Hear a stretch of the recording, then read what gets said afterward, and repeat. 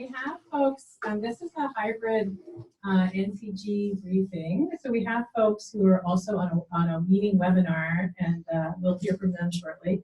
But I want to really warmly welcome everybody to this, I think, pretty unique and extraordinary briefing that we're going to have today. My name is Anuja Mandirata, and I manage the Race, Gender, and Human Rights Fund, which supports criminal justice reform in California, particularly as in relationship to how mass incarceration impacts women and families and women's leadership. And I'm also the co-founder of the California Criminal Justice Funders Group and co-chair of the Funders Group at the moment. And we are so very excited. We've been working on this project for over a year, thinking about the value and importance of fellowships for formerly incarcerated people, not only to the individuals themselves, but to the host organizations and to the criminal justice reform movement in California and beyond. So we're going to present some primary first-of-its-kind research and share that with you, and really get into some engaging conversation, I hope, about how funders can lift up this strategy as an important one to achieve justice reform in our state. So welcome to everyone. And I'm going to co-host, co-moderate the panel with Jidan from the San Francisco Foundation. So thank you, Jidan. I wanted to say a few words about the Criminal Justice Funders Group to start with. The Funders Group was launched in 2014. We've been around for about 5 years now. We're really a learning community for funders and donors in this space. We're working on a wide range of criminal justice issues, from conditions of confinement, solitary confinement, to sentencing reform, the empowerment and movement building by formerly incarcerated people and their families across the spectrum. And we come together frequently to have sessions like this to learn. We also go into institutions and facilities to really have direct experience of people being locked up inside. So we've been to juvenile facilities and also women and men adult facilities across the state. And we've been thinking about how can we strategize to work collaboratively and collectively on various efforts. So this is part and parcel of that. And if you're interested and you want to join the funders group, you'll have an opportunity to do that. We encourage everyone to get on our listserv. So I wanted to share a little bit of a background on this project and report to start with. And I'm going to read because I don't want to miss any of the juicy tidbits. You know, we all know, all of us in this room know that people and families who directly experience the criminal and legal system are uniquely positioned to provide leadership, wisdom, and strategies towards justice reform. So that's our starting place in this conversation. And criminal justice advocates, many who are in this room, including George, have been calling out for funders to really think about developing a strategy around supporting fellowships. So this has been a call from the community itself. And we heard that call. So funders in the funders group have been thinking about this question of how could we support fellowships in a strategic and concerted and aligned and collaborative way. And we realized the first step to that is to really better understand what does the universe of fellowships look like? What is happening in California and beyond? What are some of the characteristics of the fellowships? What are some of the opportunities and challenges? How could fellowships grow as a strategy, et cetera? So what we did, with thanks to the San Francisco Foundation's funding and support from the California Criminal Justice Funders Group, is that we were smart enough to hire a really savvy research team, and Linda Evans and Karen Hsueh. And they did some surveying and interviewing. They reached out to 50 groups across the state who host fellowships or are interested in hosting fellowships, and they were able to get data from 38 groups, which is really extraordinary. And they compiled that data into this report, which we are going to be talking about today, which was shared by Melanie Haviland online. And we have a couple copies, which she's going to circulate. Because we only have a few copies, we ask that you just sort of take a look and download yourself at home, but you can feel free to take a look and circulate to your colleagues. They did primary research, and they really surfaced a lot of the characteristics of fellowships, which they're going to share with you, the advantages, the benefits of fellowships to the fellows themselves coming out of detention, but also to the host organizations, and again, to the broader criminal justice reform movement, bringing their wisdom, their knowledge, their expertise to the changes that we need to see in the world. So we very much hope that this report is going to inspire the funding community to get on board with this idea and really think about how can you support fellowships through the grant making that you do, and also just lifting up the strategy in general. And we're going to talk more about some specific ideas for how funders can get engaged towards the end of the briefing. So with that, I wanted to just quickly hear, get a sense of who's in the room and who's on the webinar. So if we could just do a quick round. I know folks probably want to chat a lot, but if we could hold our broader comments and really just share your name and your affiliation and maybe where you're based, so we can get a sense of who's in the room and on the webinar, and then we'll dive into the content. So I'll pass around. Do we have another microphone? Yeah. Pass around a microphone, and we'll start with folks in the room, and then we'll go to those on the webinar. I'm Crystal Chipman with Northern California Grantmakers, and I'm based right here. I'm Linda Evans. I'm Linda Evans with All of Us Are None and various other criminal justice reform and organizations of people who have been in prison. Let's try this one. Hi, I'm Karen. I'm with the Insight Garden program and also do some organizing with the Transformative in Prison Work Group. Good afternoon, everybody. Galvis. I'm with CURYJ, Community United Restorative Justice, based in East Oakland, California. Daniel Mendoza, community organizer of CURYJ. Tamisha Walker, Executive Director of Safe Return Project in Contra Costa County. Yolanda Lindor, I'm with the San Francisco Foundation, 2 blocks away. Coco Duhan Hill, I'm also with the San Francisco Foundation. I am Masha Chernak with the Latino Community Foundation. Very happy to be here. Hi, I'm Kate Brumage with Butler Classroom Fellowships based in San Francisco. Hi everyone, Amy Price with the Zellerbach Family Foundation. Ali Tamora with the Chan Zuckerberg Initiative. We're in Redwood City. Julie Hess, Husband Family Fund, and we're in Oakland, California. Fong Kwok here at NCG. Pam David at NCG. Cecilia Chen, NCG. Zoe Redman, also NCG. Hi, Veronica Ensign. I'm with the Biological Foundation. We're based in Berkeley. Scott Chacon from the Biological Foundation as well. Jessica, Biological Foundation. Good afternoon, I'm Malachi Garza with the Executive Director of Innovative Justice Solutions. I'm Lisa Tracy with the Callison Foundation, and I'm in Oakland. Hi, I'm Bianca Sierra Wolf with California Change Lawyers, and I'm in the building next door. Hello, Howard Oringer, Omnia Foundation and RGHR. Jan Oringer, Omnia Foundation and RGHR. Sonia Vetter, RGHR. Yeah, Jane Siegel, and I'm here with the Race, Gender, and Human Rights Fund, which is abbreviated RGHR.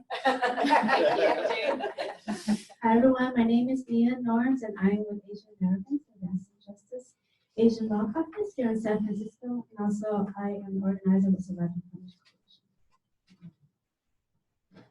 Hello, I'm Melanie Havlin with the John M. Lloyd Foundation, and I'm also serving as interim coordinator for California Criminal Justice Centers Group. Happy New Breath, everyone. Eddie Zhang with the New Breath Foundation. Great. Anyone else in the room? Gina? Jadon Terry Kuhn, San Francisco Foundation. Great, thank you. Welcome everyone. And so can we have the folks on the webinar also quickly introduce themselves? Hi, Anusha. This is Susan Pritzker representing the Libra Foundation. Can you hear me? Welcome, Susan. Yes, thank you for joining us. Great. Anyone else?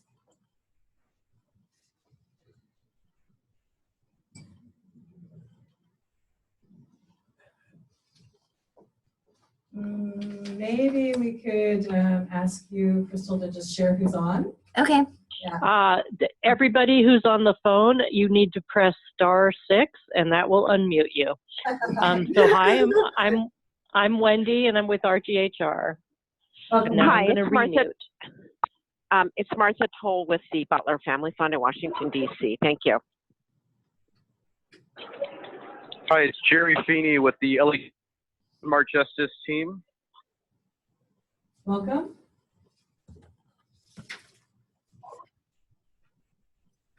Anyone else? Okay, so how about Crystal, if you could just let us know really quickly and then we'll dive in. All right. Some of them are just numbers. But we have Mary, Nita, Susan Pritzker, Adijiri, Peggy, and Wendy V. Well, hopefully we'll get to hear from them later. Okay, so the game plan for our briefing is now we're going to invite up our terrific research team, Linda and Karen, to share back the content and findings of the report and the process that they engaged in.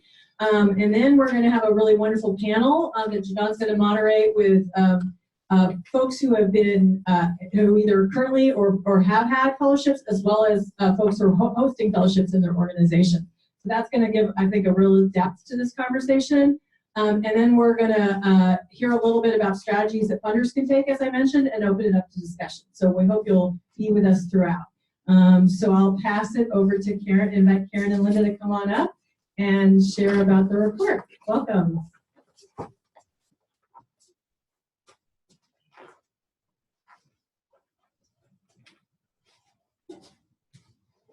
Thank you, everyone.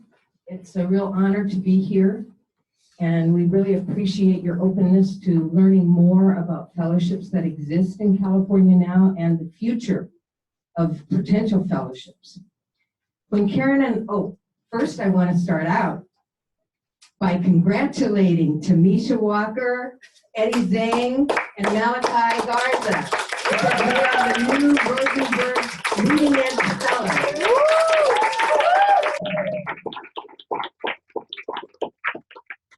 And several other people, formerly incarcerated people from around the state also, who have been actively organizing with us. So we're very happy for all of you. Congratulations.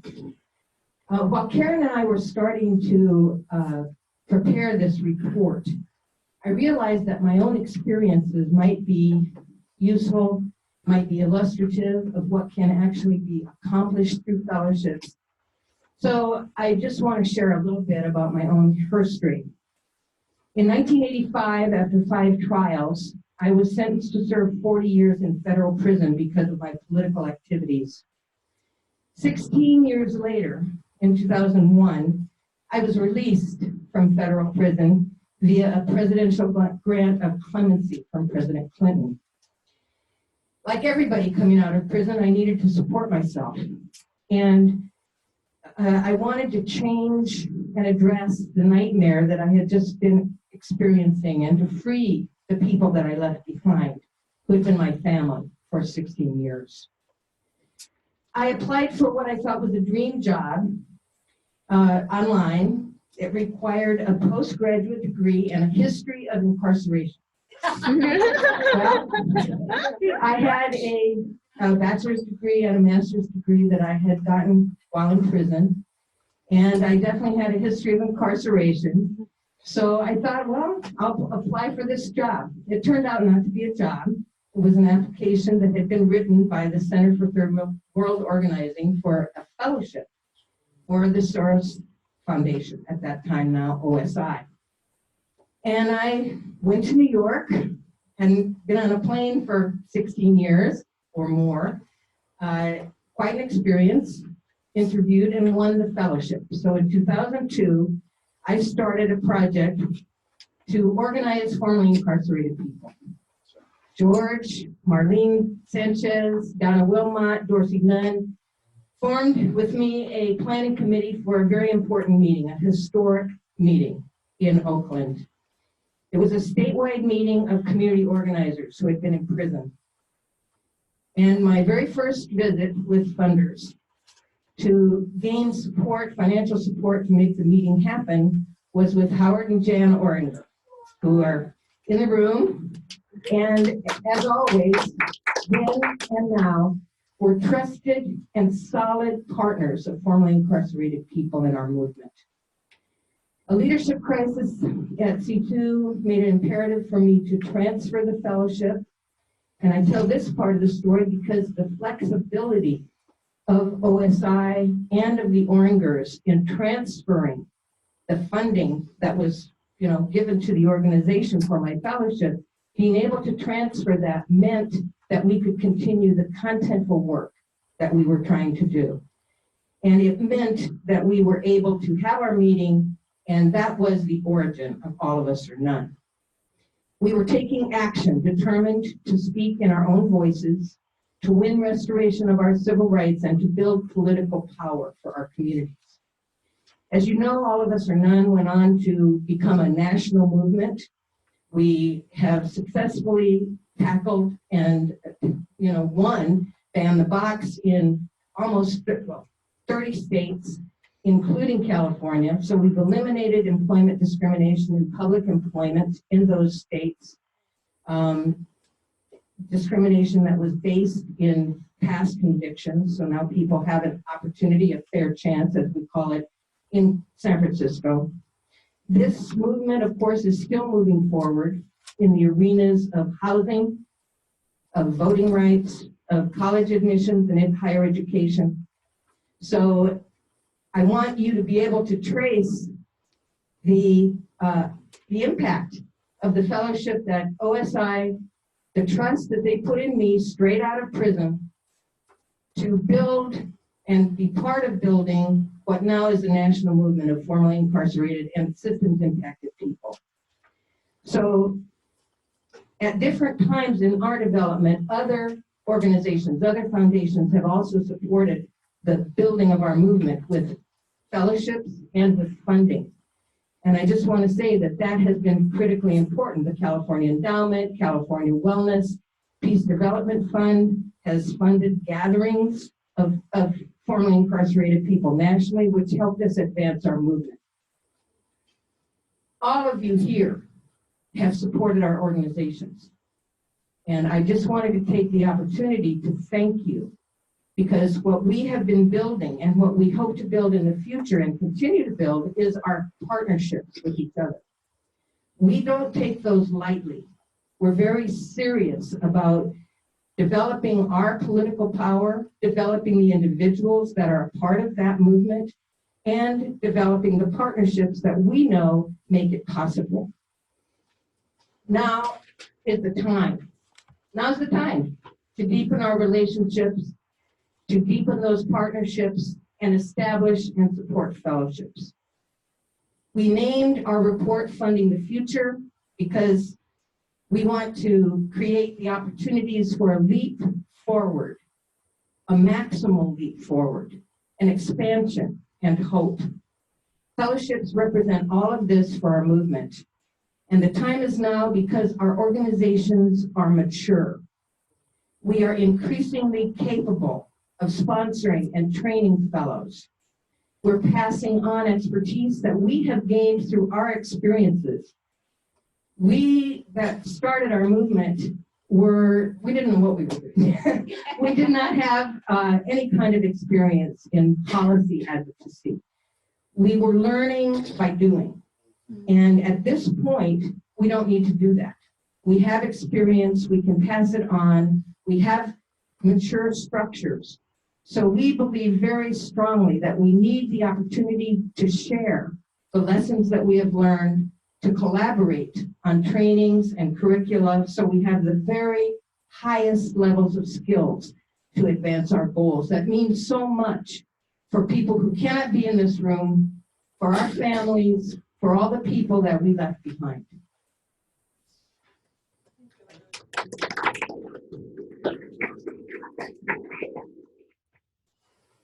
Thank you so much, Linda. So I'm just going to talk about sort of our process for doing the research that has culminated in this report.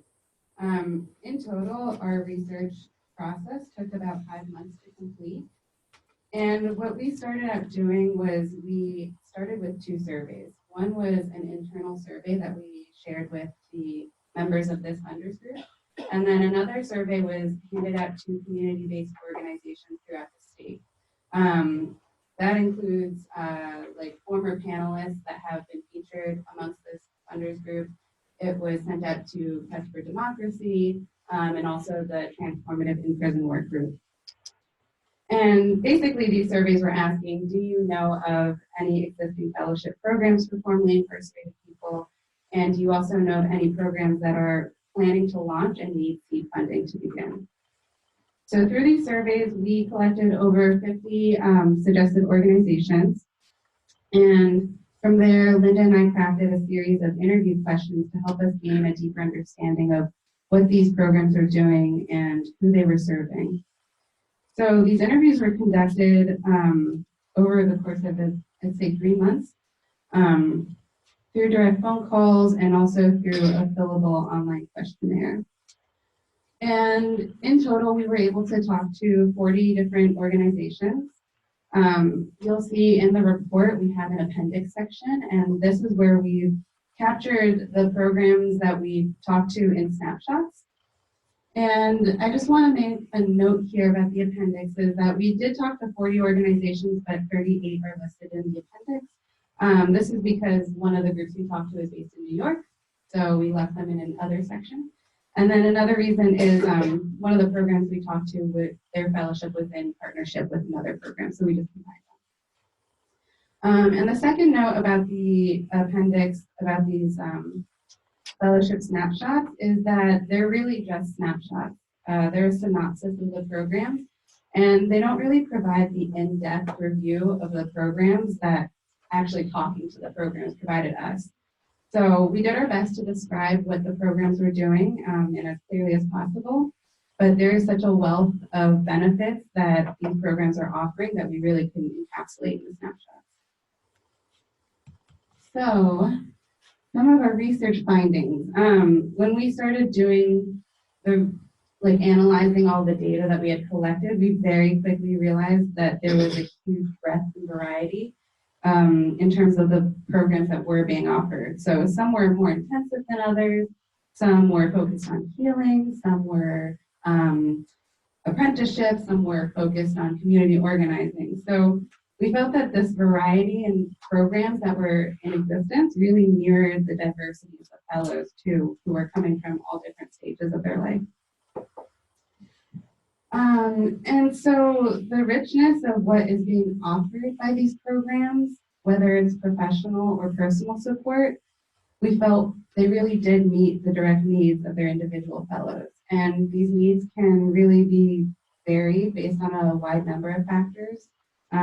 For example, how long it's been since someone's been out, their age, what's their housing status, maybe what current traumas are they facing.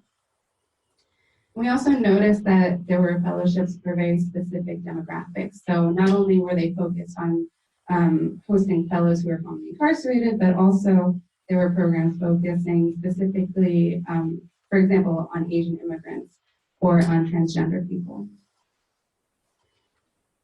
Also amongst the programs, we did see a variety of stages of development. So for the sake of this report, we categorized them into planned, existing, and aspirational fellowships. But the reality is that these programs are really in a constant state of evolution and development, always trying to better meet the needs of their fellows. And based on the feedback we got from organizations that were currently running fellowships, it really did seem that 2 to 3 years needed to be taken before a fellowship could fully ground itself. They needed time to kind of experiment, figure out their program structure. We also saw that the definition of fellowship is pretty fluid. So there's a number of groups we talked to that actually didn't even call their programs fellowships. Whether they called it a fellowship or not, what was a common ground for all the groups we interviewed was that they had thoughtfully created opportunities that focused on leadership building, skills building, and strengthening the voice of those who've been impacted by incarceration. They also cultivated intentional spaces for healing and community building and peer mentorship.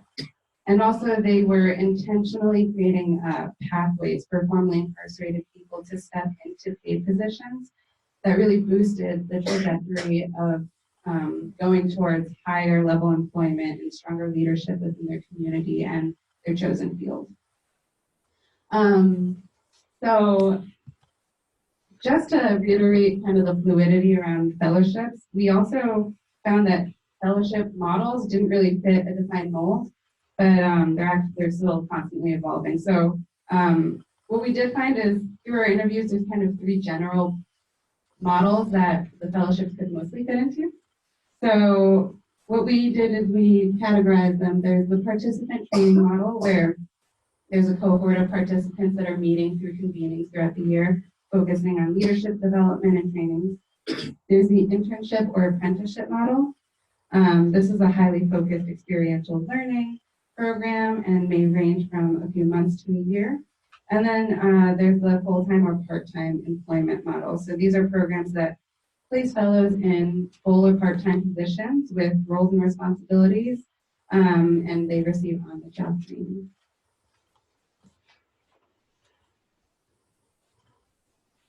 I think that the benefits and challenges of the fellowships will become even more clear and will be explained a lot more in depth by our panel.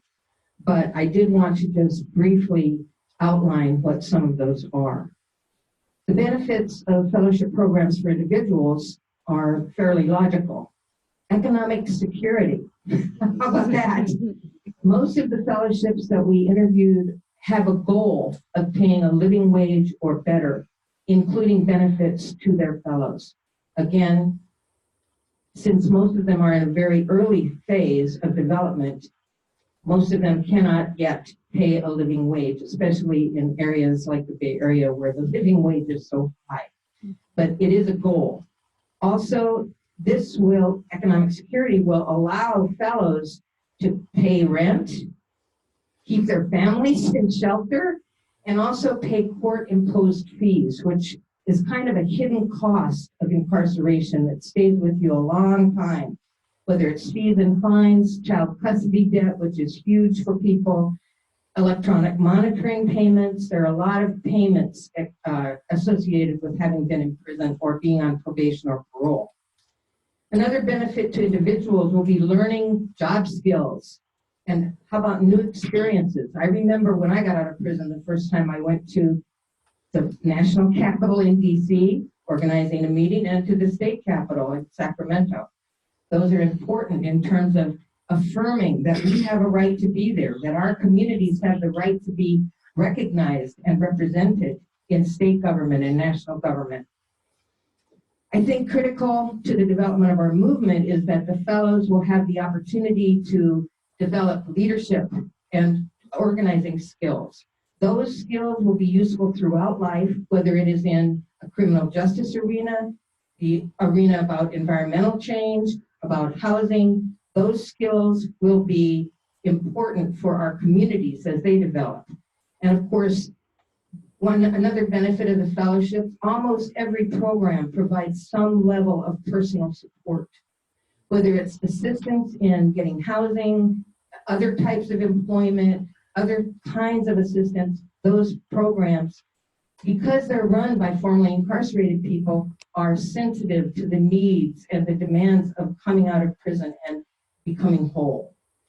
And of course, the attention and award of a fellowship has incalculable value in terms of people's self-worth, self-esteem, self-confidence. The benefits for organizations are that our ideas, the ideas of people who are directly affected, will lead to better solutions, to better policy. They'll have strong advocates trained in communicating their stories to illustrate policy demands. Cohorts of fellows will expand networks and strengthen our coalitions.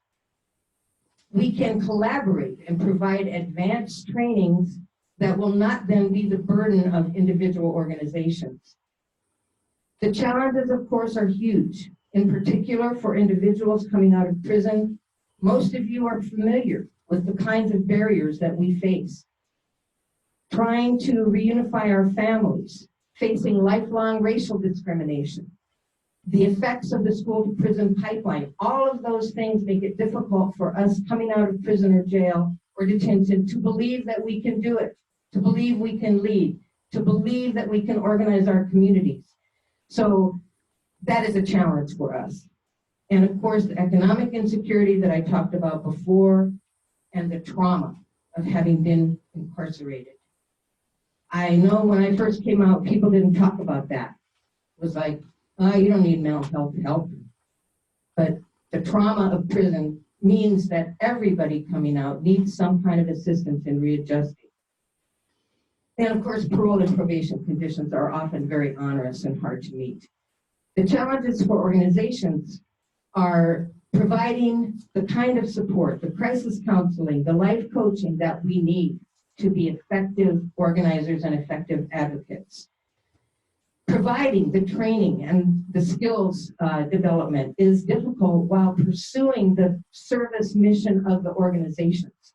So that's a really critical thing that we need support to do, to be able to sponsor these fellowships. And we need really a lot of help in collecting the data and the information that funders really need to evaluate the programs and to help us as we move forward in partnership. Thank you. Thank you so much, Linda and Karen. Can you join me in giving them a round of applause?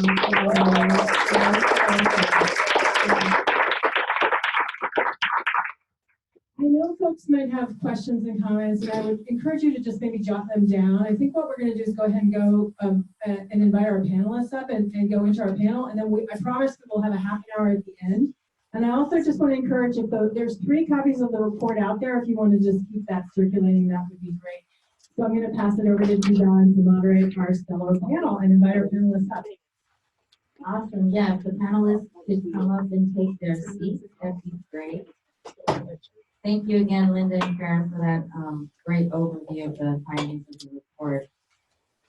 So as our panelists come up and take their seats, I just wanted you to know that they have, you know, multiple paragraph bios on NCG's website where you can find out just many of the things that make them incredible human beings. So for the purposes of this introduction, I just wanted to talk about their names, their formal kind of titles, and just a fun fact about them. So I'm just gonna start on this end. We have the fabulous Tamisha Walker.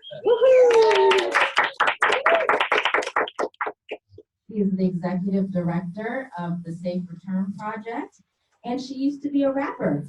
And her rapper name was Honeycomb. All right.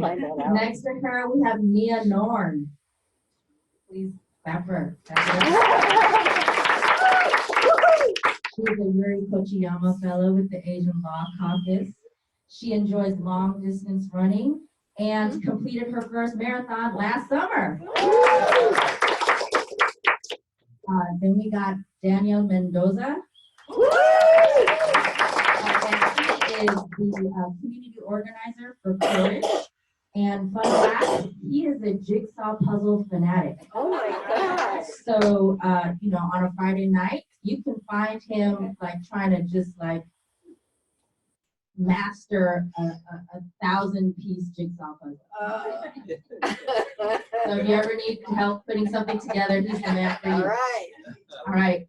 And then next to him is George Galvis, the executive director for CURYJ. And a fun fact about him, he didn't graduate high school, but graduated with honors from UC Berkeley. Yeah. I had the honor of going to school with him. And then last but not least, Malachi Garza,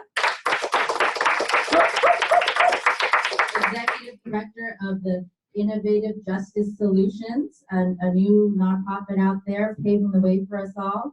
And a fun fact about Malachi, a child of a preacher raised as a born-again Christian and missionary turned, you know, radical world changer. Thank you. All right, let's go. So So we're going to do 2 rounds. The first round, our speakers will give us just kind of like a short overview of their respective fellowship programs that they're either participating in or starting or running. And then the second round, we'll dig a little bit deeper about their perspective on fellowships. And we ask for you to hold your questions. We'll have about 10 minutes at the end if you have questions for the panelists.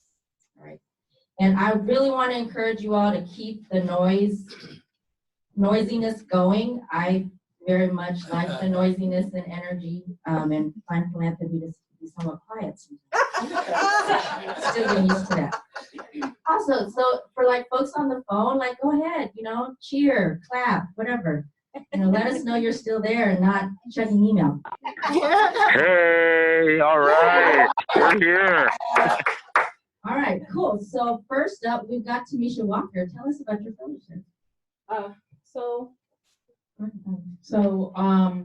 Our fellowship is called the Richard Boyd Empowerment Pathway Fellowship. I know it's a long name, but Richard Boyd was one of my first healthy relationships, returning home from incarceration, and he was a giver, and he was a master relationship builder, and he valued his time, and he was retired, but he worked full time investing in people and their dreams.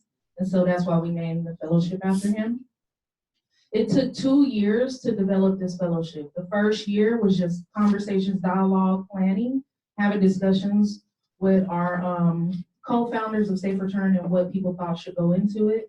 The second year, we contracted with CNT Consulting, which is a Black woman-led consulting agency. Look them up.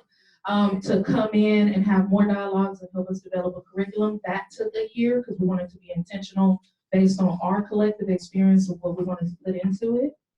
And we actually launched the fellowship last December the 3rd with 5 directly impacted folks, 3 women, 2 men, and our youngest fellow is 19. And so what encompasses the fellowship is that it's a 12-year, I wish. That's full-time employment. A 12-month fellowship, $1.50 above our local minimum wage, which in Richmond the minimum wage is $15, so people are paid $16.50. We wish we could do more. They're also offered full medical benefits, and they have a regular schedule. We go through 5 stages of professional development, 4 stages of life transformation, and then we also take them through a whole year of organizing advocacy, strategic thinking around social change.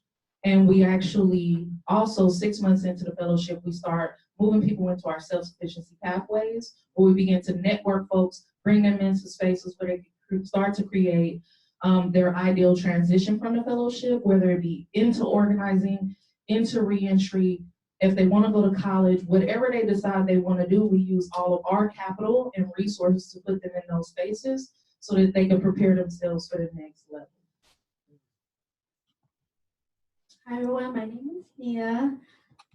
Yuri Kochiyama Fellowship.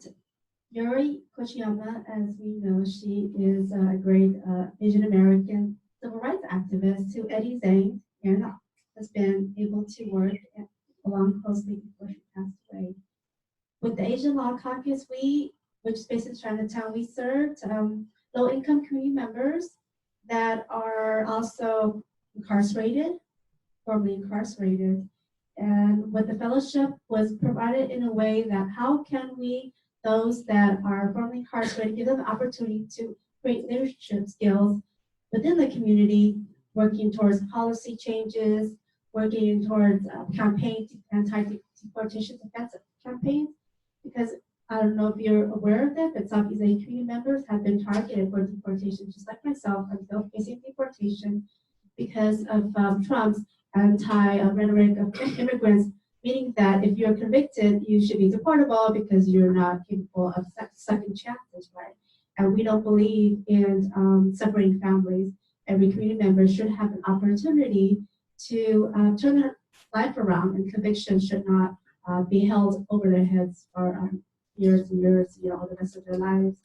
And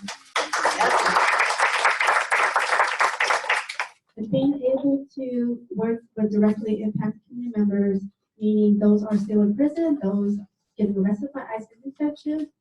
For myself, knowing what the experience has been, they feel very comfortable in knowing that they're not alone. There's communities out there that's working alongside them, and also comforting their family members, their relatives, trying to prepare them next steps, how to be able to be voices, help to empower them. And as well with my position, I'm able to get that skills that I need. I've been away from society for almost over 16 years. And being in a position that provides me, again, like the opportunity to be the voice for others and be empower myself, you know, as a woman, as an Asian American woman, as an immigrant refugee facing deportation, it's very enlightening for me. And I'm very able to afford that. This fellowship has given me opportunities that I can, can ever imagine.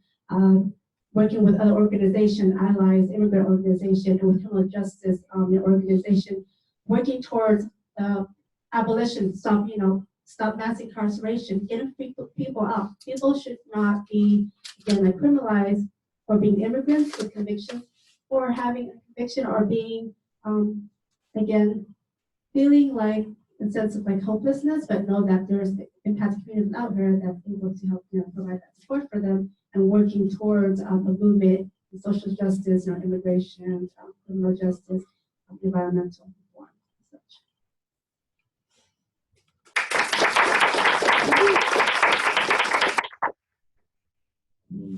I've been a part of multiple fellowships and internships with CURYJ, but the one I'm helping facilitate right now is called the Dream Beyond Bars Fellowship.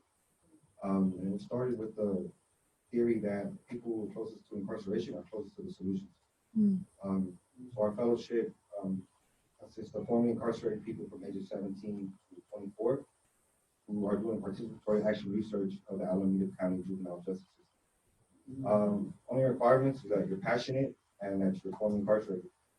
The beginning stages of the program, the fellowship, we build relationships and we learn the necessary skills to conduct research. A lot of these skills were never taught to us in school. This is the first time we ever learned about quantitative and qualitative data. And it was enlightening. The second part of it was actually conducting research, town halls, surveys, and then now we're analyzing it and drafting the report. That's one of the fellowships from the facilitating.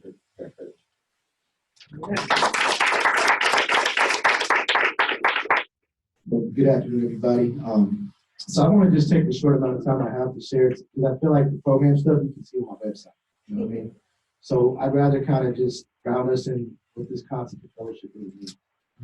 And fellowship, one of the definitions of fellowship is really just a group of people with a common belief or ideology, right? And if you dig a little bit deeper, it's really about it's a community, and it's about being in a relationship to each other, you know. And so, from a restorative framework and philosophy, we know hurt people. We know healed people, heal people. And from our theory of liberation, I know some folks have a theory of change. We have a theory of liberation. We're trying to liberate our folks, both physically, mentally, emotionally, spiritually. And our theory of liberation is that everybody is a blessing. Everybody has a sacred purpose. And what these programs are really designed to do is just unlock that leadership. Unlock that leadership, you know? And that means it's coming from a healing foundation to help people move beyond trauma and their traumatized self to be their authentic self. And so I really want to kind of just highlight, like, I didn't benefit from a fellowship in a professional realm. I had some academic fellowships. Janine and I were PPI fellows that paid for grad school, yay. You know, minimize some of my student debt, which I'm just getting ready to pay off undergrad debt, like, months after many, many years. And I was a Ronald E. McNair scholar, but nobody, you know, like, you don't know what you don't know, right? And so one of my first mentors coming out of my incarceration was a man named Nadia Hernandez from Barbara Students. He opened up many doors. Now, I wasn't a part of a formal fellowship program, but that might as well have been a fellowship program. And now they really taught me about the foundation of healing, what we say like the culture is healing. And my other mentors really was what Linda described in that convening in which all of us know was born. Like for us, particularly for me as one of the youngest people at the time in that space, you know, Dorsey, Nunn, and Linda Evans were mom and dad. You know what I mean? The movement. Those were my mentors, and all of us are Nunn. And they taught me to be unapologetic, unbroken, and uncompromising. And that's the theory of liberation for our fellowships and all of our internship programs. Healing informed, culturally rooted, unbroken, unapologetic, and uncompromising. Thank you. Right. Well, good afternoon, everyone. Yeah. You want to swap out? All right, we can play music. All right. Welcome, everyone. So I just wanted to say thank you for having me here, and I just want to lift up that I really think that y'all did a great job in who you hired to kind of steer this investigation, and just to kind of pay honor to one of my mentors who brought up a lot of us in the field who are now leading a lot of our own things. So Linda, I just want to lift up your leadership. Good job. Where'd that come? And then I am currently the Director of Innovative Justice Solutions, and why I started that organization really was to be able to situate myself in different roles across the country, and what I saw was the most innovative and important criminal justice work around.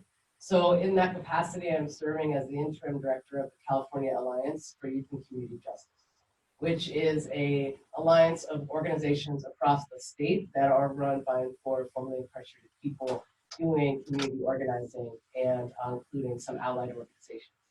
So from that position of looking at CURYJ's kind of infrastructure reach across the country, then when I was approached to start a foundation or a fellowship from OSF, I thought, well, one, I like a challenge. Two, can we think about starting something that in every space of the creation of the fellowship had 50% or more of all the components run by formerly incarcerated people? And then can we really anchor this in self-determination? And can we anchor this in a little bit of the fellowship analysis? And my own background has been 3 or more gathered. And so to me, it's all about relationships. I thought back of what helped me get off the streets and into positions of influence. It was nothing was greater, but then my relationships with people that I knew that opened doors. How do you get jobs right now? They say 70% of jobs are gotten because it's who you know, and that gets you in the door. And so thinking about, can we create a space where, particularly targeting young people who had juvenile history of incarceration, could come together and convene and create strong relationships with each other, with mentors across the sector, with people in philanthropy, with people in policy and places of influence, to create those relationships that will carry with them through the entirety of their lives, let alone a fellowship for a year. So that was really the impetus. And then we created a steering committee, a selection committee with representation of more than half formerly incarcerated people. We did an invitation-only kind of pool where we identified who were the formerly incarcerated people's groups doing community organizing, power building, and really working on the tenets of transformative justice. So organizations like CURYJ were the first ones that we went to. And then we had an invite-only process. We tried to keep it really accessible. So the application process, you could submit a video or you could submit a written application. What we ended up doing is thinking that, one, leadership and mentorship is so important to young people's development and our leadership skills, but then also the ability to work on tangible products. They always say that trust is built through collective action. And so it's like, don't always talk, show me the money out there, or show me let's do the work together. And so we wanted to actually fund organizations that were run by formerly incarcerated people to be able to provide a staff position for young people who were coming out of incarceration. So we were able to provide 20 organizations with about 20 grand to do like a general ops or here you go. We want this to support this young person who got the fellowship. And so that's kind of the model, and we're looking to kind of scale it up. It's the first year it's run. And then the last thing I'll say is that the self-determination piece was really interesting because even working with our funding partners, everyone's like, what are they learning? What are the gatherings? What are the webinars? And then we'd say, actually, when the fellows are chosen, we're going to harvest from them what are their current struggles and their current growing edges. And then we will create the content around their greatest needs. And people had a really hard time with that. So you're telling me I don't know what I'm funding? And I was like, yes. And so that has resulted in creating a place and space where people feel like this is phenomenally meeting my needs. And it's because we've taken the direction from them.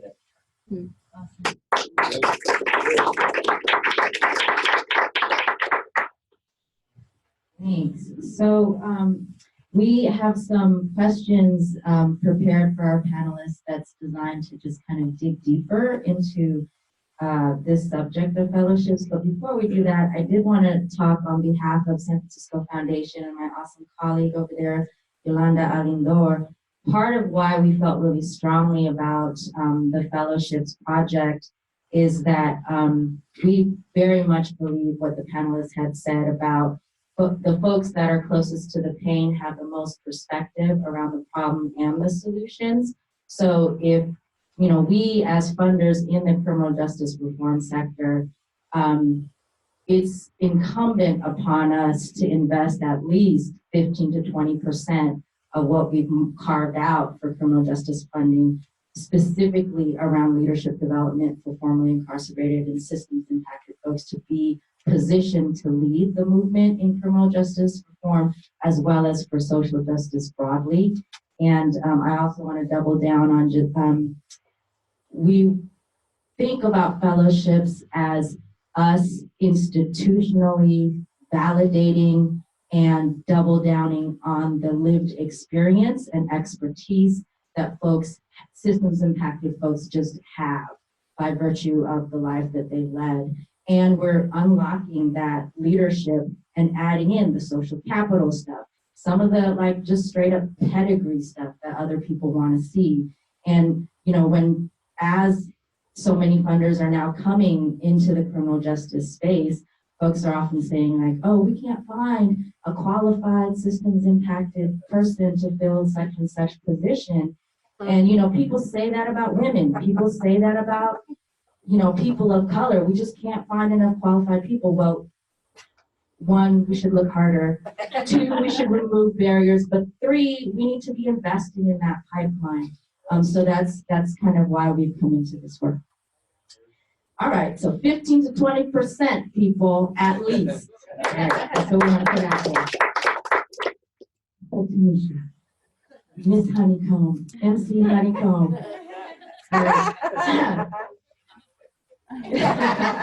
Can you educate us on what does it really take to run a fellowship for systems impacted folks, particularly things that you think people in this room may not be aware of?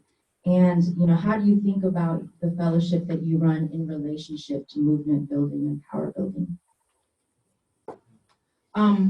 First, I want to acknowledge the timekeeper. It's a tough job. Thank you so much. When we're looking at Yeah, right. So, She's way more she like, I think for myself, I want to say I don't run anything, right? Like, I create, part of what I believe sustainability is creating space where people could be their best selves, and as a result, the community is better for it. And so that's what I think about, like spaces that that need to be created for people impacted by criminalization and incarceration. Because one of the things that I'm very clear about is you don't have to do jail or prison time to be criminalized and face barriers to economic dignity and stability in your community. And so I think for me, what it has taken for me to be somebody to create that space for people like me is to be conscious and aware that there's no one size fits all anything. They say that, but when you buy something, you take it at home and put it on, you know it don't fit.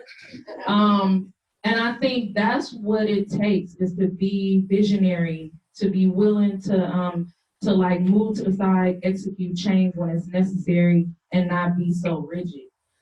Yes, it took us 2 years to develop what we would consider a curriculum based on our personal experience and want to execute that curriculum effectively. However, things show up for our people, and we have to not just want to go fast, but we have to want to slow down.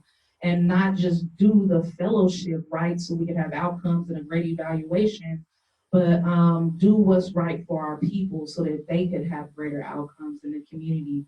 And so I think that's what it takes to be a leader, to be a visionary, and to be somebody to create space for people to be them best selves, is just to know when to let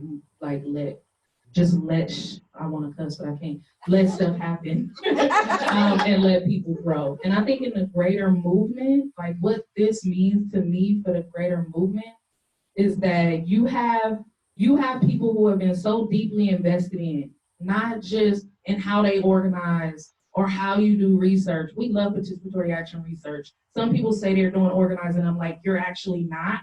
So let's talk about what that really means, right? And so I think providing these spaces for healing, life coaching, while investing in the leadership of folks, you actually have more powerful leaders, more powerful folks who can step up and sustain the movement over time and pass down those experiences and go continue to create those spaces so that we don't have a movement where we never see nothing but a cycle of people in and out of institutions and burning out from the movement and seeing incremental change, but never enough change to liberate our full communities.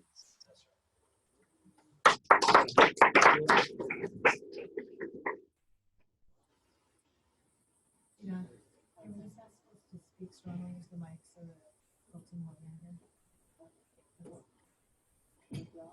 Yeah.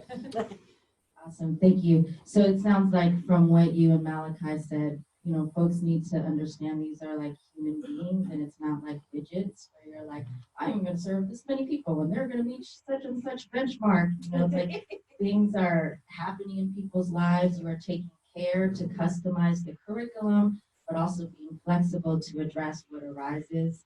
Take care of yourself and pray a lot. Take care of yourself and pray a lot. Okay. Yes. So, Mia, as a Khmer woman, how has this fellowship that you're in impacted your life? And it's a 12-month fellowship, so you're kind of like starting to look at the tail end of it. You know, what are you looking forward to, and what advice would you give to folks that are thinking about, you know, designing fellowships? Thank you, Giselle. For myself, as I've shared earlier, it's been a really enriching experience opportunity for me because as a Khmer woman, also as a survivor, I've spent 16 years in prison, having experienced domestic violence, being criminalized for a crime that it took me almost a decade just to get finally the courts to believe like we should not sentence you to life to death, right? Life and death and never getting a chance of paroling. Fortunately, through several miracles, I was able to be paroled. I got picked up by ICE and facing deportation. And having this opportunity for this fellowship, it's been really, for me, just very eye-opening, especially being new into society, being away for so long. How can I, as a woman, as an Asian American, as a Khmer woman, who the Khmer community, you know, when it comes to women, we live in a very patriarchal society where we don't have voices, where I didn't have voices growing up. So I learned to have to activate my voice, to gain my leadership, to gain experience and knowledge while I was in prison for that rehabilitation. And coming out, I continue to how can I challenge myself? Can I take on this leadership position, you know, with this fellowship? And it's been a great, 7 months, but it's ending. So how can I continue to build personal empowerment, to gain community involvement in the work that we're doing towards immigration reforms, criminal justice rights, and I'm just really, excited for the opportunity for the next fellow to get the same experience like I have, but again, just kind of get my needs. I've been out for over a year. Been out of prison. So I'm just, excited again for opportunities that are open, possibly open for me, and perhaps get a permanent position and continue my higher education. Because I want to get that, that career. In order to do so, it is through education. And I'm grateful.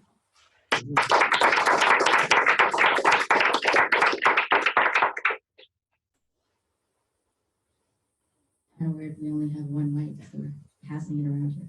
Okay, Daniel, What have you learned from participating in the fellowship before, and how are you putting those skills into action as now you're the supervisor of the fellowship?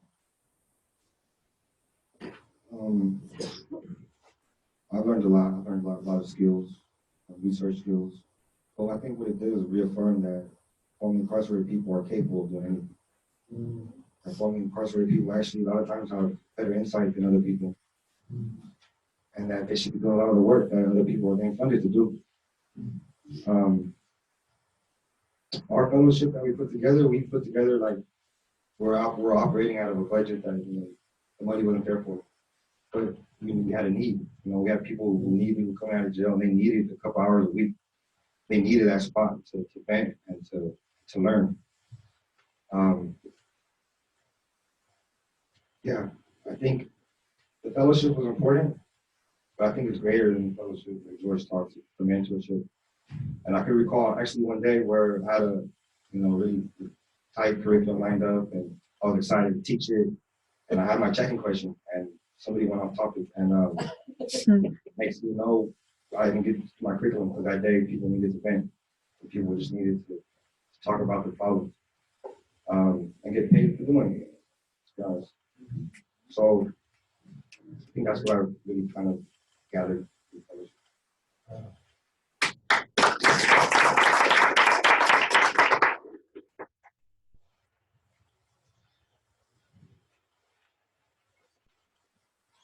So Malachi, as the administrator of the peer-to-peer program,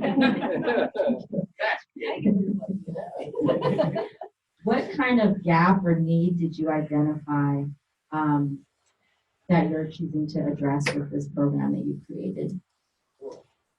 I kind of thought about this in 3 ways. One, I think Don, or maybe Linda was speaking to earlier, where it seems like sometimes like a group of people maybe get sexy or get like there's an awareness that they exist, and then it's like, you're the ones.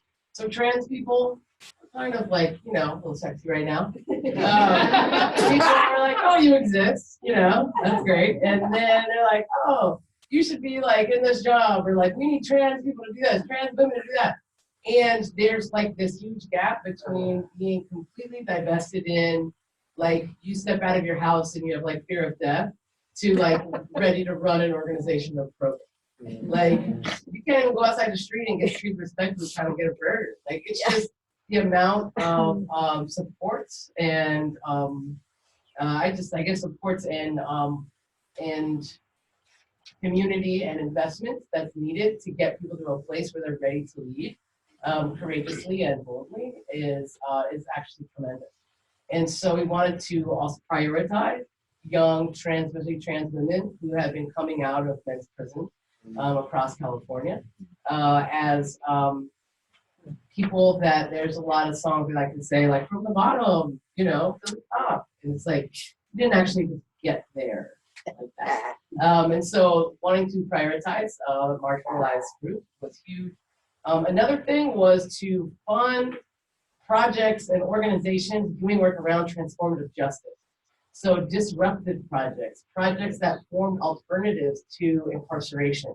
So we're funding a fellow who, they're a rapid response call for group homes. A lot of kids get back into jail because of fights at group homes or running from programs. They're actually a 24/7 service where the group home can call them to come and do a circle with the kids to talk about the conflict instead of calling the police on the Awesome. Right? So fellows that are doing projects that are transformative, that are building alternative systems, that are diversion projects, police diversion, stopping criminalization.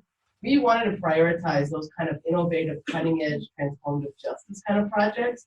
Because if we don't invest in the alternatives that we need, in the alternative systems and programs, even when we can get a judge to do a different kind of disposition, they're telling me there's nowhere to send them. And what we have right now is, God bless us, but we're funding like one TJ program at a time here, one there, and we actually need to scale that alternative system. And so experiments in that scaling is what we prioritize as well. And then the last one was having a good amount of flex funds. So I think a lot of fellowships that are not run by people who have poor and working class backgrounds, formerly incarcerated people, don't necessarily understand how many barriers can be baked into even the experiential learning in the fellowship. So what we really did is paid attention to we brought in C, which is like an intermediary, to be able to hold a good amount of funds to just be able to do really flexible spending that the foundation couldn't do. And so that has been really interesting. So thinking about when we have gatherings, how are the fellows going to get from their home to the airport? How are they going to pay their baggage fee? I had kids leaving all of their belongings in the bathroom just so they could make the flight because they couldn't do the baggage fee. Right? And so how are they going to eat when they're on the flight? How are they going to get from the airport to the fancy hotel? And so those kind of when they're asking the credit card to put down for incidental, right? Like the shame that's part of that, but also just the barriers to participation. And so we wanted to create a fellowship that had the ability to send them a $200 gift prepaid debit card before they went on before they got ready to take the trip to go to our gathering. Right? And so thinking about building in access was really key to how we wanted to think about this fellowship.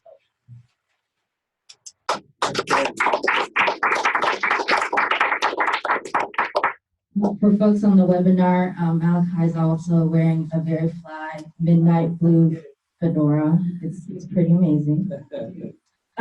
So, George, you're going to need to bring us home in about the next, 3 to 4 minutes. I know that you're a very profound and sometimes verbose person. So give us the profundity in a 3-minute shot. All right, only because I love him. I love him. So, can you tell us, since you have one of the most kind of like long-lived fellowships that's on this panel, could you share how it started and kind of what's the evolution of the program? What were some challenges? What lessons have you learned? And how that's informed how it's unfolded over time? I definitely can't answer that in 2 minutes. But what I will say just as quickly as I can, just some reflections.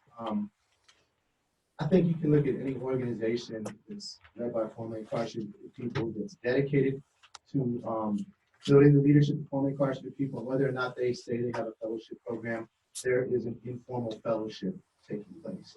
And so, to Daniel's comment earlier, like, and kind of the mantra of like those close to pain or close to the solution, we are the experts of our own lives, right? And there's been this very problematic kind of paternalistic relationship, where there's been a lot of very well-funded intermediate organizations who have profited from our oppression.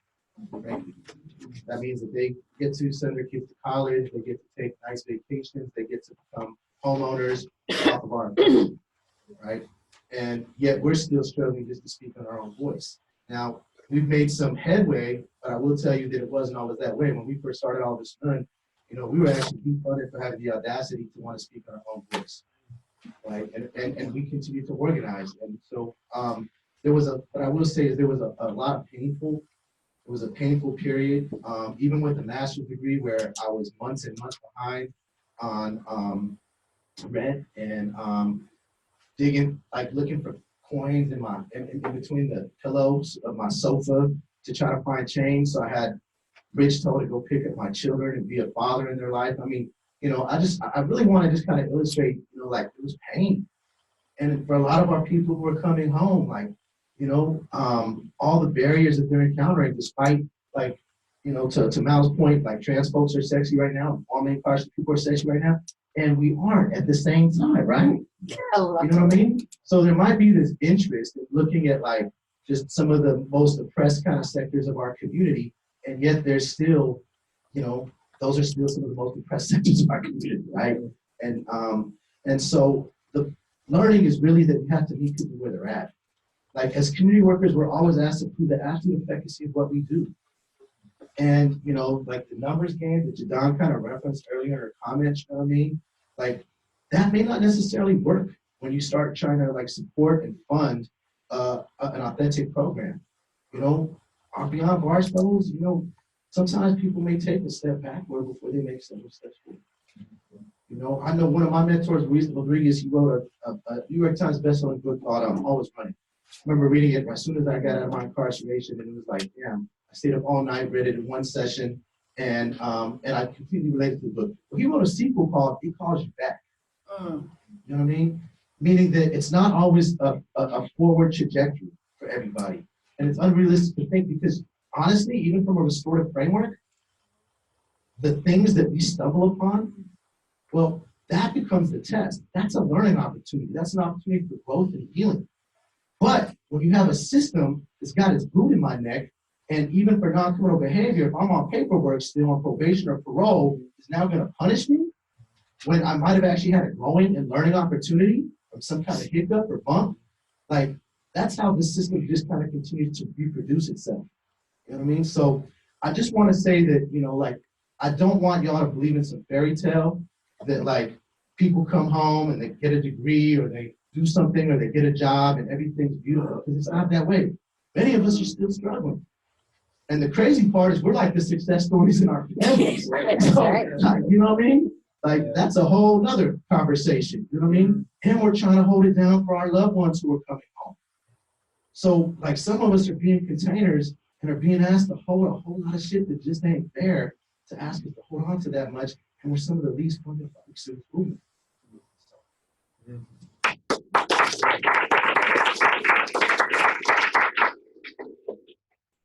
Thank you so much for always keeping it real. Now we have time for like 2 or 3 questions. So please raise your hand. We have a question on the webinar too. Okay, yes. Can you read it? Yes. How would you characterize the resources that are currently available compared to the need for fellowships? Who wants to take that one? No, just may have interpretive dance.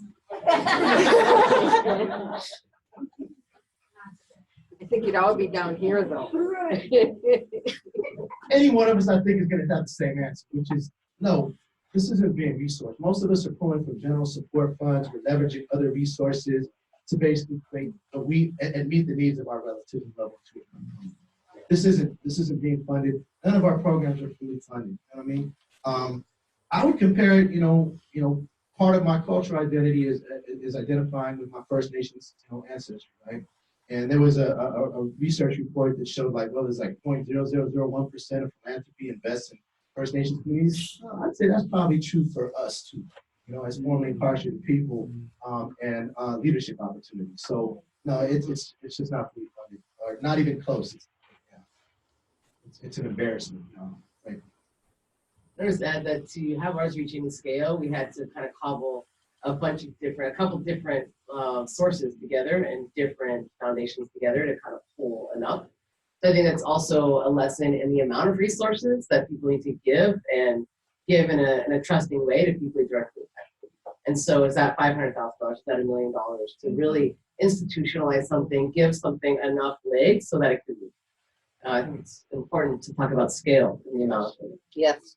One footnote, because I feel like one of the barriers that philanthropy often uses is the tipping scale formula, right? Which isn't something y'all are required to do, but it's considered a best practice, right? The tipping scale formula meaning that you never fund more than 1/3 of an organization's budget, because many of the organizations led by formerly incarcerated people are small grassroots efforts in the bigger scheme of things. We never get the big grant. But what we formed is a formerly incarcerated convicted peoples and families movement, right?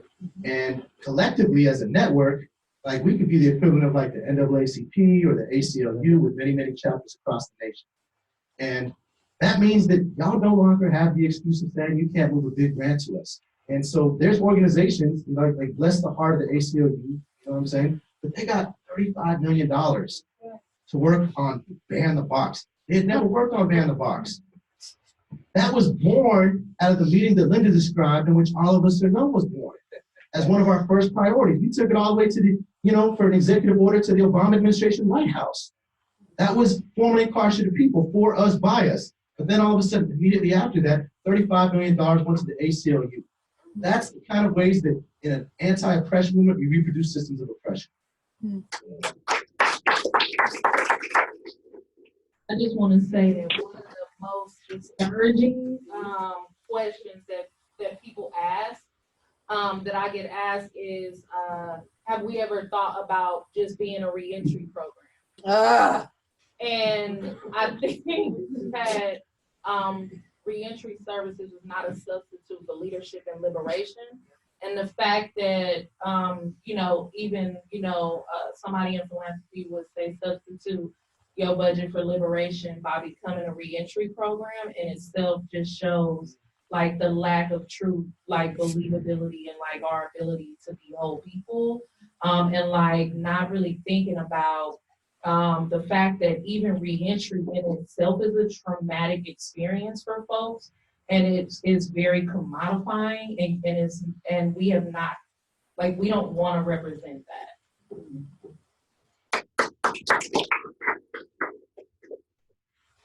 So we'll take one more question. Is there a question here in the live audience? I'll show back there. Yeah, let's hear both. Okay, yes. Melanie, tell us. So you highlighted what some objections funders have, needing to have clear, concrete deliverables that, don't match what's going on, or wanting to fund an organization that can accept a large grant, so they're funding these big institutions. But I'm wondering if you want to highlight some other answers or responses you've gotten from funders when you have asked to support the fellowship program. I think it's helpful for us to hear it back to us, like what that sounds like on the other side and why it's problematic. Great. Hi. So such an amazing panel. Thank you all for being here and sharing your stories with all of us. We definitely see you, we hear you, we're here for you. My question is how do you guys use the power of culture, right, as a vehicle for transformation, and like what does that mean exactly? Great. Is this one? Yeah. Or that one? Yeah. All right, so I guess if folks can address either of those questions, the floor is open. With a priority to the folks who have spoken here. So how do we use the power of culture to enrich the movement that we're building on? The culture, speaking like for myself, coming from our culture, Southeast Asian, some communities, families, we're deeply enriched, rooted in family, in love, in acceptance, and of not abandoning our loved ones that go to prison, that get convictions, that sometimes society looked as like the good versus bad immigrant, right? Society looked at as you're not redeemable, that you had your one opportunity, you failed, you're kind of subhuman. And we use culture as a way that, like spiritual culture, where we're forgiving, kind of like the government, the Governor Brown, right? He believes in second chances, and I want to call it like the human culture. As humans, we are not to be living among ourselves alone, right? We build power in collectiveness. So how can we just abandon the next person and don't see them as redeemable? As humans, that's how we make society better, the world better. We don't divide, we don't conquer. We don't leave, our loved ones behind, our friends behind in prison and detention. We don't give up on them. I think collectively, it is like a culture of human love, of human passion, of picking the next person up, striving for that. That's what to me like culture is, right? Along with the culture that I come from. That's like my type of culture.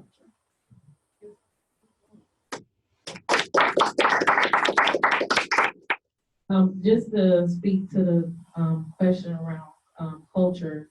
So when I come to the office, I gotta come with an umbrella, sunscreen. I'm walking into so many different climates, and the way that I come to this work into space is that everybody in their cells is an individual culture in the grand scheme of the culture. And so sometimes it's really hard to talk. I could talk about like the culture we want to create, the culture that created us. But then when you're in individual deep relationship with folks, you find out that we're all a culture in ourselves, and how do we bring that together to make something that makes meaning and makes sense? And I mean, when I think about culture, just yesterday we had a young person bust up in our office looking for another young person.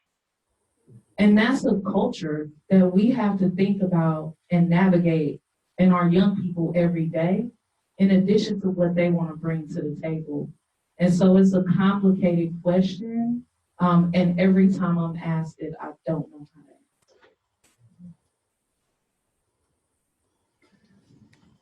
answer. For our fellowship, we talk about culture, I guess, in 2 ways. Go back to our indigenous roots. We can't talk about that without talking about colonialism. And it explains a lot of our anger. A lot of the young people that come here are just angry. And it's because, kind of explain why. And it's okay, to feel angry, but it's about how you direct that anger. And that's when we talk about present day culture.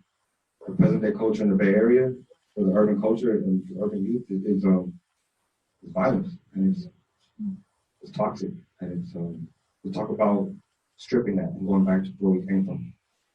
And we also talk about the culture of the Bay Area, that we're leaders, Black Panther movement. We've been innovative, we've been cool. And, how do we re-own that? How do we take standing up for your rights and doing the right thing, being cool? I think culture to everybody is different. But I think our young people, we just talk about owning it and doing the right thing. Yeah.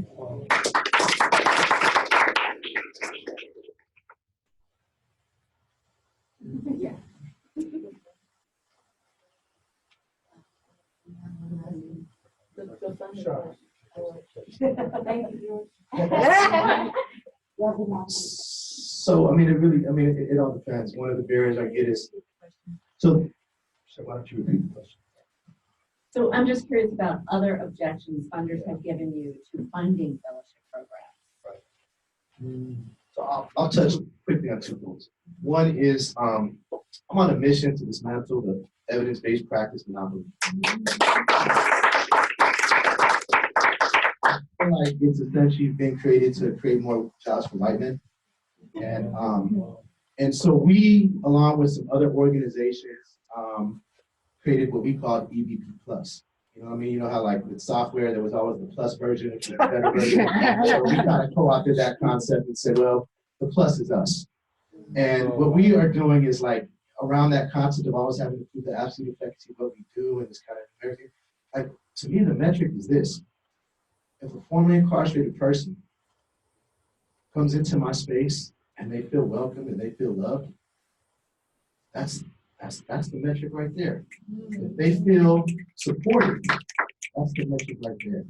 And so this whole thing of like, all of them must complete this many sessions and this many hours and get this certification and transfer to a 4-year university or whatever the hell else kind of, goddamn, Olympic course we want to try to create for them.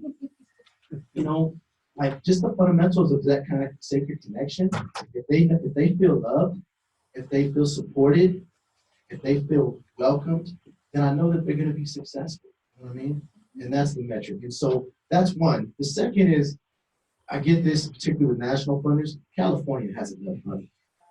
California has enough money. And then the other one I get is, well, we only fund on a large scale for groups who are doing national. You all are local. You know what I'm saying? And I'm like, man, well, I'm going to stop myself because I was about to say something. But what I'll say is this. We are going from the local to the global, like straight up. Like our leadership and the thing we get put on, and it draws away from our organizations, sometimes local work, in order to form and stop leadership. But we have like an organic network all across the nation of formerly incarcerated leaders. Some of it's formalized, some of it's informal, and we're growing and building a movement. We just rebranded a whole bunch of money. So we got a whole bunch of money at FICPFM. We created a Quest for Democracy Fund, which we rebranded, to organizations that are small, ragtag, led by formerly incarcerated people to build our movement, to grow it. They're going to be going to New Orleans at the end of March to participate in a civic engagement camp. We're doing national work. And guess what? All that national work is taking me away from my organization. And that puts strain on my staff. And that creates internal challenges. You know what I mean? So, like, there has to be investment in my capacity if we're going to build an authentic movement in our own voice. You know what I'm saying? That's right. So that's what I'll say. I'll also add to that in terms of the history of California leading efforts like mandatory sentencing and then having it sweep through the nation, and then all of the good reforms now that start here that sweep through the nation. And also the percentage of the like sheer numbers of people we've incarcerated in California means that we probably have the most opportunity for fellowships. All right, so with that, we will wrap up this amazing panel. Let's also thank them again.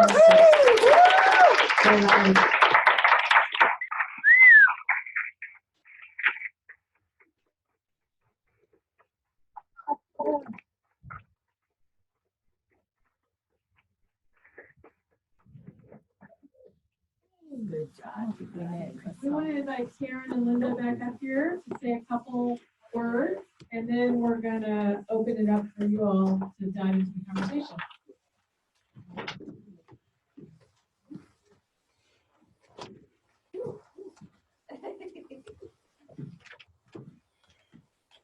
Okay, so I think Linda and I wanted to leave with some closing remarks to think about as you talk about the next steps going forward. And to be honest, so much of it was already said eloquently and fabulously by the panel, but I think it's important to reiterate some of these pieces. So one thing that I think is really important is this need for flexibility. You know, the word came up a bunch of times throughout this webinar, and really fellowship models don't fit a defined mold, and they need to evolve and respond to the needs of their fellows. And also, again, the personal transformation, the community power, the political empowerment that come from these fellowship opportunities are sometimes a slow process and incredibly difficult to quantify. So we're just urging funders really think about evaluation methods that are flexible and can account for the skip of growth and success instead of the evidence-based results. Along with flexibility is also the idea of multi-year funding. We really emphasize that the benefits of the fellowships are so far-reaching and that it really takes time for the programs to kind of ground themselves to ensure success. So multi-year funding can at least alleviate some of the stress around trying to form something that's working. And then kind of tying it back to what Linda was talking about when we first started, this idea of partnerships between funders and community-based organizations and leaders, really investing in individual people and not just the work. And doing that can really deepen the understanding of the personal transformations that are happening and taking place and the skills that are being developed, and then more broadly, just the impact that these groups and these fellowship programs are making on our society. And I just want to take this opportunity to thank everybody again for your ongoing support for all of our organizations and for our efforts to build political power for people who've been in prison in our communities. And Anuja will be talking a little bit more about ideas for next steps. But I wanted to do a couple things. Number one, just really urge all of you to appreciate what all of us have come from and the challenges that people have faced to get to the places that they are as executive directors, as innovative thinkers in the criminal justice reform movement, and also what we as a movement have achieved by the fact that we're now being accepted as leaders. It's easy to start this gathering saying, oh, we all agree that people directly affected should lead. Well, that has not always been the case. It's because of the movement that we built that is a premise that we can start from in this room. It's also something that we built that we're being talked about as people, not ex-convicts or ex-offenders. And I think that the impact of that is crucial and important in terms of how we build and move forward.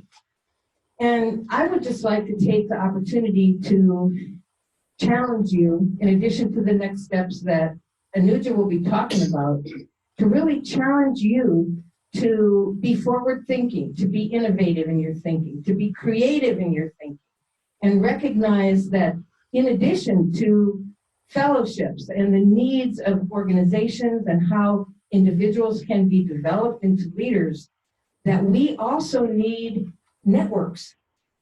The idea of a fellows network for all the formerly incarcerated fellows from around the state. I'm putting it out there because I benefit from a network of Soros fellows that continues into, from year to year. We network with each other, we get each other's research, we understand and can contribute to each other's work. That could be very powerful for California. Also, I hope that as our fellowships develop, we will also look more at supporting people inside prison who are trying to do organizing. I know Barrios Unidos has a very robust in-prison program of restorative justice circles. California Coalition for Women Prisoners has a robust membership inside. We take our leadership from the women inside. So for us to really consider the importance of the input and the development of people inside prison and their leadership, talk about being close to the problem, that is where we will get some of our best ideas. Thank you. Thank you so very much. Okay, so I know I want to invite you all into this conversation, but can we go to the next slide? So actually, just before that, wow, so we have a lot of clarity of direction, I think. Really powerful content to reflect on and to put into action. Our hope was that this briefing would be thought-provoking, but also action-provoking, and action-provoking in a collective manner. So we heard from Karen and Linda some of the ideas, including a fellows network. One of the things we want to bring to you is the idea of an aligned giving strategy. Quite honestly, I envision an endowed pooled fund to support fellowships in California, and I would like us collectively as a funding community to get there. But as a step in the journey towards that, we have come up with the idea of an aligned giving strategy in which we want to look at bringing together and aggregating funding for fellowships across California by funders who may already be investing in fellowships, but really encouraging new investments, and that the California Criminal Justice Funders Group would track that. We would help evaluate it. We would help lift up best practices and also support innovation to Linda and Karen's point, that we would attract new funding, and that we would convene host organizations such as the wonderful folks in the room, as well as fellows, funders, and other partners annually, and engage in joint evaluation. Ultimately, again, I think it would be great to explore launching a pooled fund. And the other thing we want to do that's on our list is, of course, to refine this report and share it more broadly in California and nationally, because we think that this has relevance, of course, beyond our state. So this is what we'd like to do with you, and we're hoping that we can continue the conversation after this briefing. If you're interested in fellowships, that you'll reach out to us. Melanie Howland is working with us. Jadon, myself, Catherine is in the back. She co-chairs the fellowship group. The Criminal Justice Funders Group, and then we can talk more about really partnering around this aligned giving strategy. Jadon, you already spoke a little bit about San Francisco Foundation. Okay, so with that, I just want to open it up to questions. We have about 25 minutes to talk as a group about your thoughts, your ideas, your questions, your inspirations from this session. Please, and I think this is our one working mic, so I'm gonna run around with it. I think I have more of a comment than I do a question. First, thank you to all the panelists, and to the rest of the funders in the room. I'm also formerly incarcerated. I worked for the Sam Zuckerberg Initiative, which last year I think became the #1 funder in the criminal justice reform space. also, in the last 3 months, we've managed to get about $500,000 to FICPFM. I'm also pitching almost the exact same thing to support formerly incarcerated leadership to the Criminal Justice Funders National Criminal Justice Funders Network, which makes up about $250 million that was invested in the space last year. I'll be pitching there next Tuesday to support formerly incarcerated leadership. So I guess my message, like if I can make it into a philanthropy and be funding this work, other funders to get on board. One of the things I worked for a nonprofit before. One of the things that we had this training where a guy came in and they did this great research, and I learned something really disheartening. I learned that sometimes it's not what your organization does that gets you funded. It's actually who else has funded you. Yeah. That's how egotistical the funding community is. And so I've managed to build some funding collaborations just using the Zuckerberg name, right? And just being the first funder in. I'm interested in this work. I have a portfolio for this work. And so I just want to say that I'd love to continue this discussion. He's in.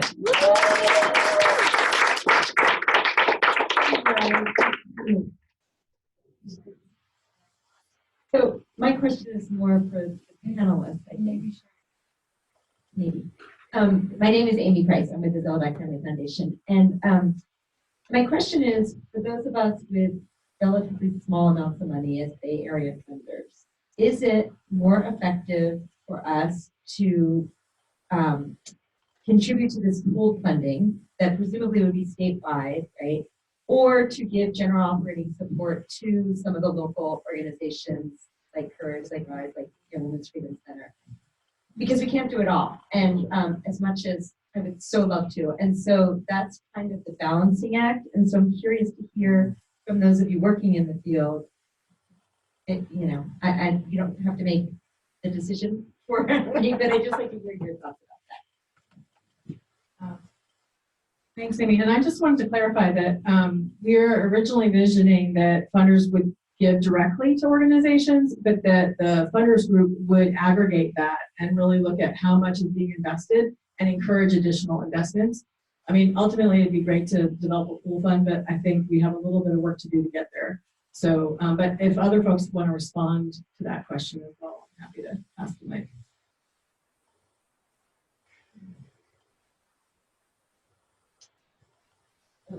I want to other people to say too, but I do think that the general operating support to places like CURYJ, Young Women's Freedom Center is absolutely essential. And so I would just shoot myself in the foot if I ever spoke against that. But I think that there's also something to scaling investment to scale opportunity. And I sometimes think about what it would mean to provide a fellowship for a young leader that's multi-year, that pays for their ability to go to school, that pays their rent, that maybe gives them a savings account. And that just looks like more money than one funder might have to give. And so it's a little bit of both there, but I think that the general ops is super important, but then thinking about scaling investments that really can make a long-term impact in people's lives, and that just takes more dollar amount. So being able to give more for more time to directly or formerly incarcerated individuals, I think is really important as well. Thank you, Walter. Linda. I don't need it. Oh, okay. Maybe for the web. Go ahead. Go ahead. We'll bring it around.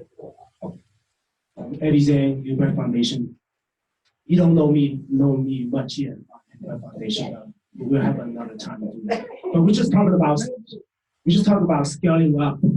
San Francisco had a $500 million windfall, right, just coming back that they didn't expect. So now the mayor is saying that they're going to invest the money in homelessness, and then also they want to increase the teachers' wages, and then smaller classrooms, health benefits. Great, everything is great. Now, how much of a difference does that $500 million make in this one-time spending? Instead, if we select 500 households We give $1 million to each household for the individual with wraparound services, with health, everything. Imagine how much impact we do for those 500 households that can save hundreds of millions of dollars. That's scary enough, right? So same thing, picking formerly incarcerated or currently incarcerated individuals and funding them so they can invest in their leadership, invest in their healing, so they can take the leadership. Imagine how much something that's going to save and how much impact it's going to create for them. Thank you, Eddie. I also just want to make sure that folks who are on the webinar, if you have questions, you can certainly just speak up and we can, you'll funnel right into this conversation, or you can send a chat, and Crystal is tracking the chat and we'll bring in your questions and comments as well. Does anyone on the webinar want to jump in? All right, you are always welcome. Yes. It's okay. Go ahead, Jordan. Linda first, please. This one might be, is that working? No. Okay. I just wanted to respond to you. And urge you and urge everybody in the room to really take your position seriously as people who have a consciousness, who support us, who understand the impact that formerly incarcerated people and directly impacted people are having on policy discussions, on the work, to organize. You know, you have a position where you have influence with other funders. That's what we're doing right now.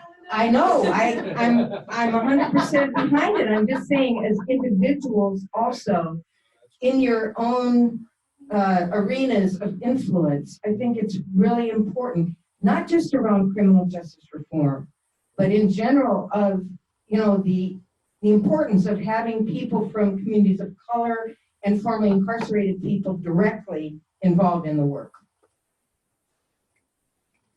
So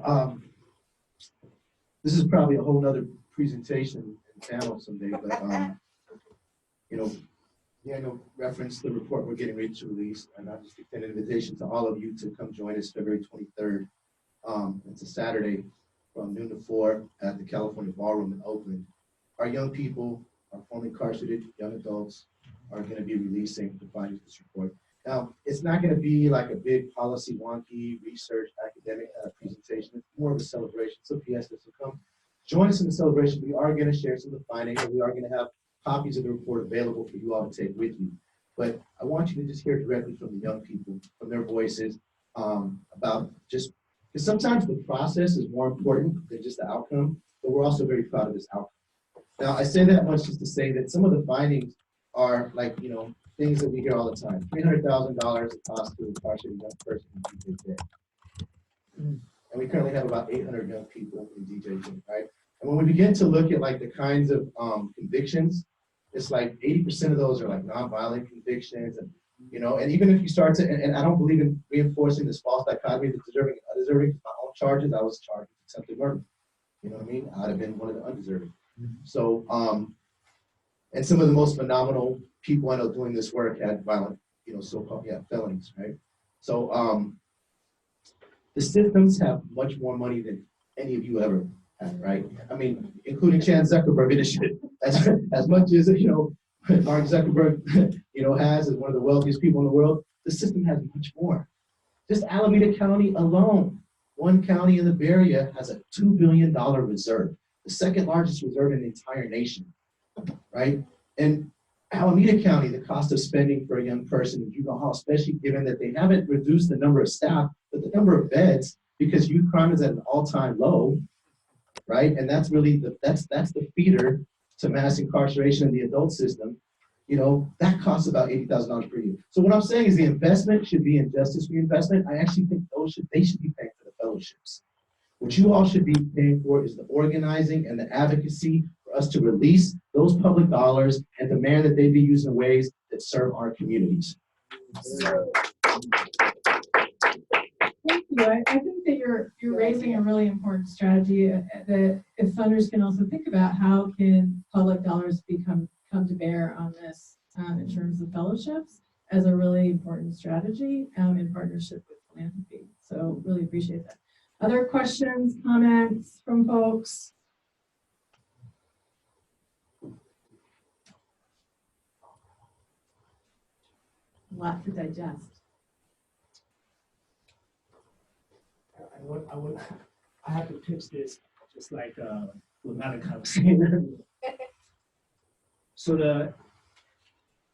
the issue dealing with deportation when it comes to we talk about the dreamers, we're talking about the undocumented, still again, we need to really look at some of the refugees that came from war-torn countries, that was impacted by trauma or war, and that was also impacted by mass incarceration and the deportation system.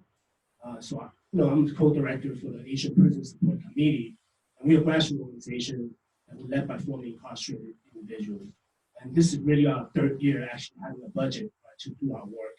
And then there aren't that many people in this nation actually to say that really working with the currently and formerly incarcerated population that's specifically focused on the Asian American and Pacific Island population. So I think there's another level of investment. We're looking at philanthropy. How do we look at this really in the spirit of all of us are none, right? And not some of us are none, right?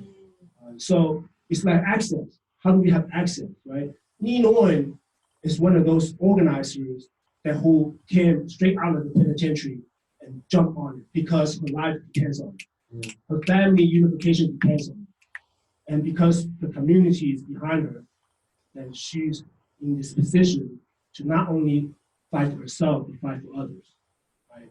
There's so many intersections in her story as a survivor, right? On multiple fronts. And that's what's happening for a lot of Southeast Asian refugees that who came because of the war, because of U.S. foreign policy, that they ended up becoming juvenile lifers, like charged as an adult, spending 20, 30 years of their life in prison and get deported sent to a country that they've never been to. This is happening right now. Right? So that's why I'm always grateful to George, Malachi, Linda, and all the people who uplift us as the Asian American Pacific Islander people, because people don't think that we're impacted by mass incarceration and deportation. And that's why I appreciate the San Francisco Foundation for stepping up. Argonauty Foundation, right? East Bay Community Foundation, the California Endowment, right? The people that we have to cultivate those type of relationships to get this type of funding.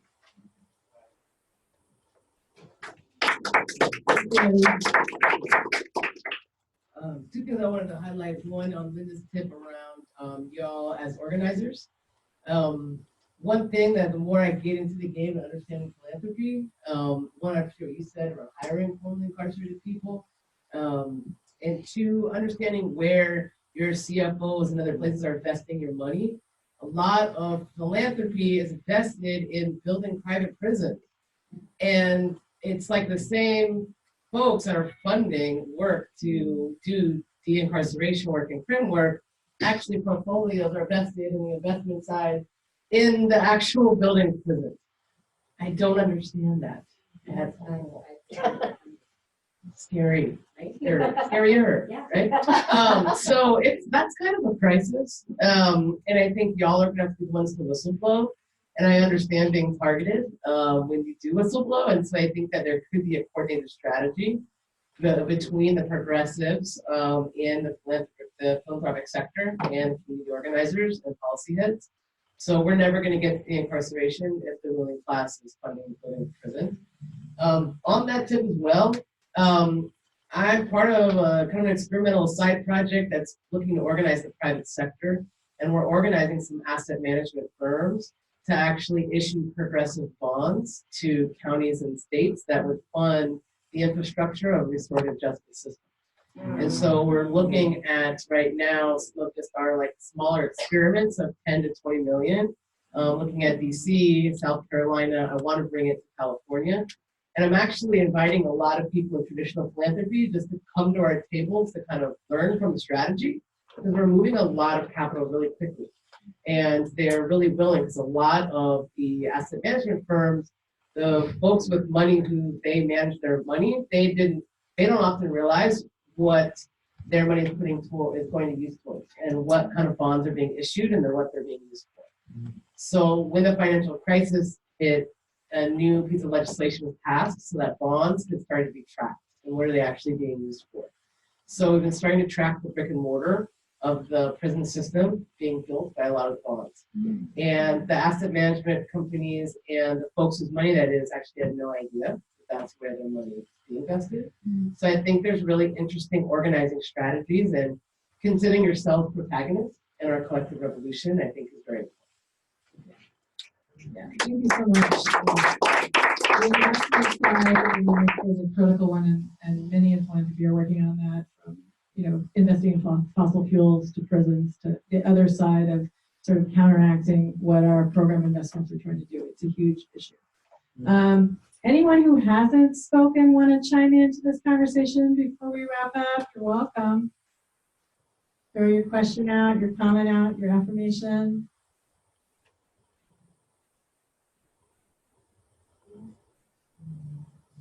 All right, well, I think I do have just wanted to thank Eddie and George and Malachi for expanding my brain. Because, at first when you said, oh, sorry.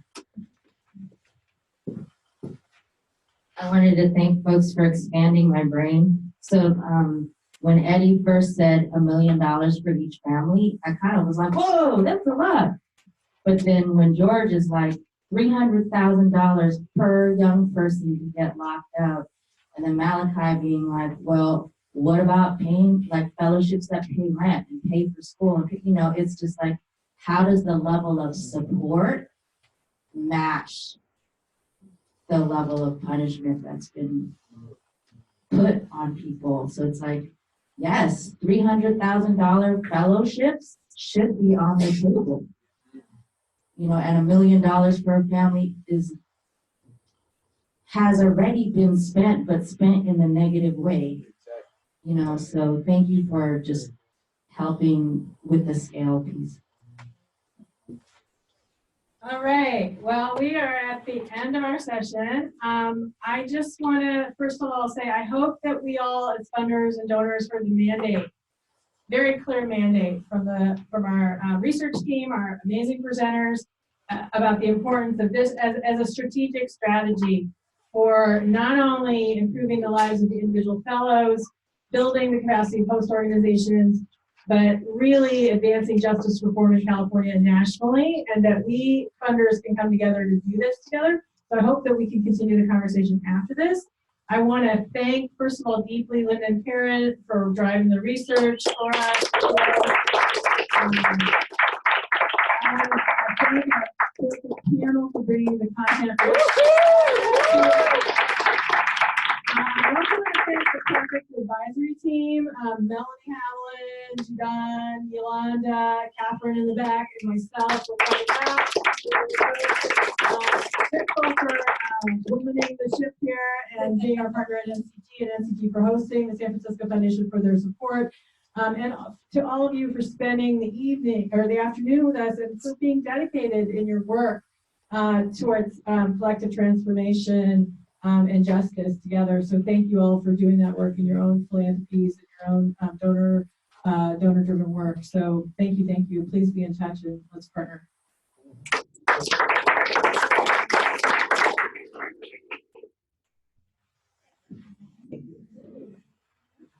Sorry, not that. Only one